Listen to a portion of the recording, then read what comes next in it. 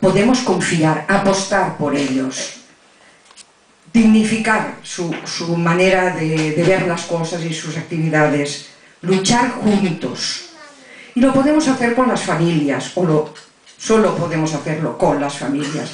Yo me he encontrado a veces con papás o mamás que vienen y preguntan, ¿no? Es que el niño... Pero vamos a ver, tú eres el que más quieres a tu hijo y el que más lo conoces. Y a partir de ahí nos vamos a ayudar, nosotros y vosotros, pero siempre serás tú quien más lo querrás y quien más lo vas a conocer. Bueno, entonces yo creo que los educadores solos no podemos avanzar. Si no vamos con las familias y con el resto de la sociedad y el resto de educadores y el resto de luchadores, no podemos hacerlo de ninguna manera. Tenemos que conseguir, para mí, el objetivo que tenemos, el que tenemos en nuestra escuela, y creo que es el que tenemos muchas escuelas y muchos maestros, es conseguir que nuestros niños sean felices y tengan la capacidad de hacer felices a los demás. Parece simple, pero es bastante complicado. Y el hecho es la base para solidificar de alguna manera los aprendizajes. Si no, es imposible.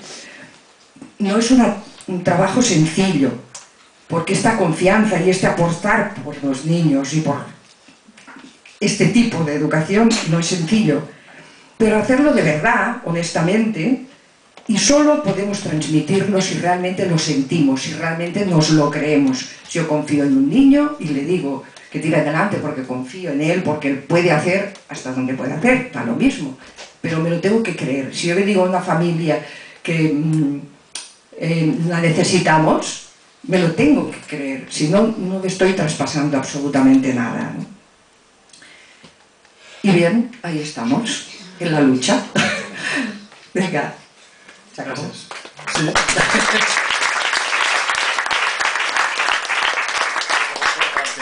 Perquè ara potser continuem.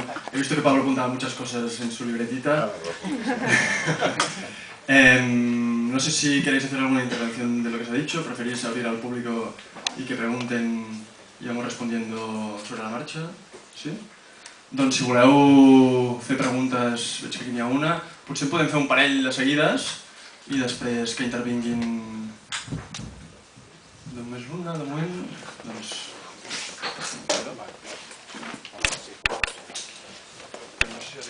Si no, aquest. Sí,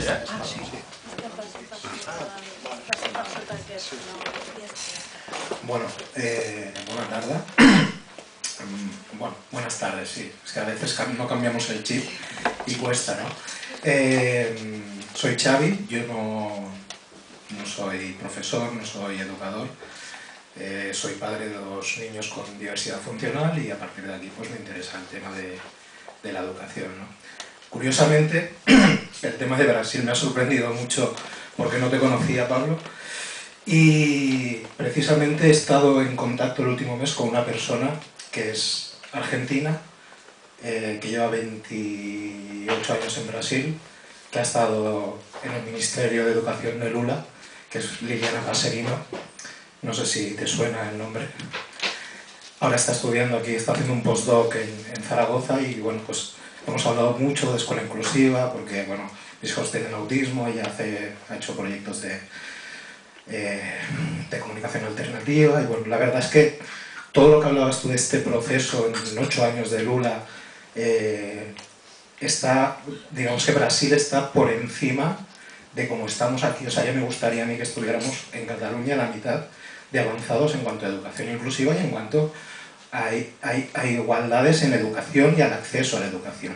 Sí que posiblemente, lo que dices tú, lo de las brechas salariales y las brechas en cuanto a raza y tal, se da, porque es que además precisamente Liliana me lo ha comentado, o sea, ella es profesora universitaria, lleva un equipo de trabajo en TEIAS y tal, incluso aquí no se la valora, en el primer mundo no se la valora por ser mujer y por ser, y yo creo que pocos currículums como el suyo que pasa de las 100 páginas.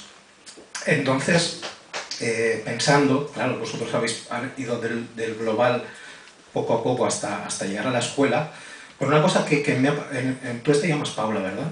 Vale. Una cosa que he notado en el cambio entre Pablo y Paula, Pau, sí, ya nos conocemos, Pau.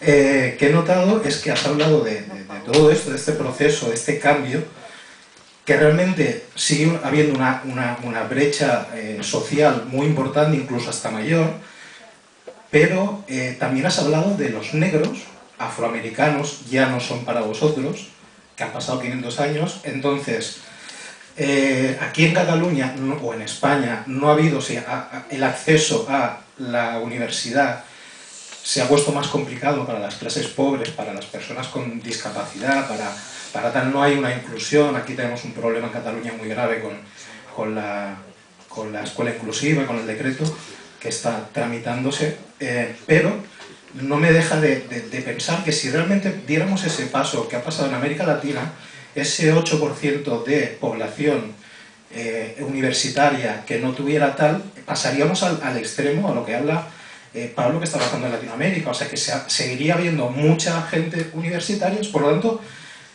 la brecha se establecería igual, o sea, el proceso es el mismo.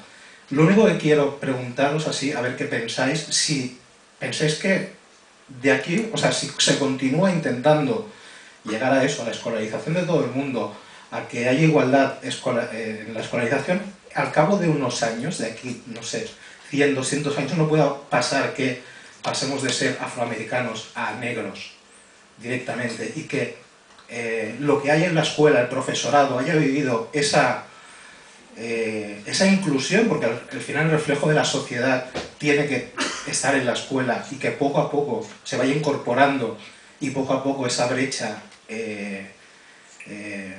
social vaya cambiando. No sé si en eso un transcurso de 100, 200 años, a ver, claro, también es pensar un poco, pero bueno, era mi pregunta, ¿no? Sobre todo lo que me queda de este debate, y muchas gracias porque me han encantado todas vuestras intervenciones. ¿Quién quiere responder? Sí, igual.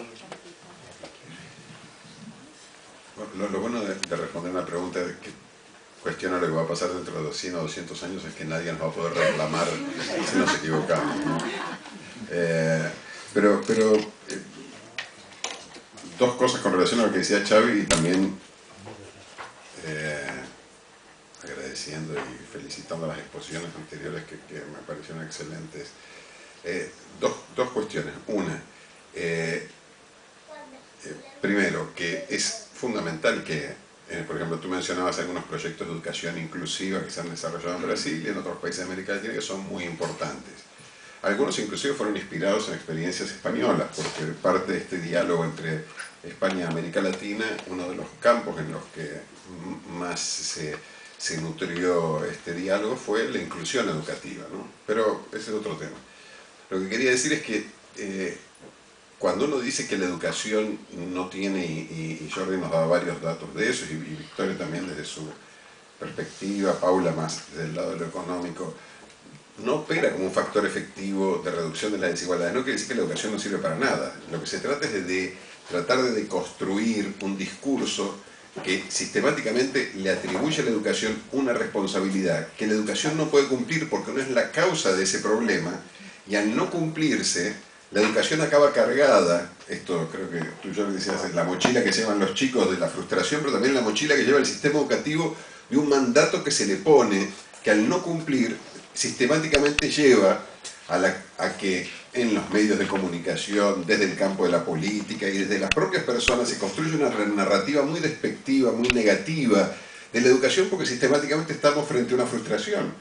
Si en definitiva yo le pido a Victoria que resuelva el problema de la discriminación lingüística de sus alumnos más pobres, en realidad estoy cargando sobre una maestra, sobre una profesora, una profesional de la educación, un proceso de discriminación que opera en la sociedad española antes de entrar en la escuela, y que muchas veces la escuela, sin lugar a dudas, reproduce y puede amplificar y puede multiplicar y tornar todavía mucho más cruel.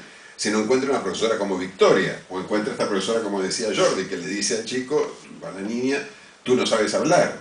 Es verdad que la escuela puede empeorar mucho más las cosas, pero pensar que la escuela, por tener profesoras como Victoria, va a conseguir revertir una relación de discriminación que se produce desde fuera de la escuela, acaba ante la evidencia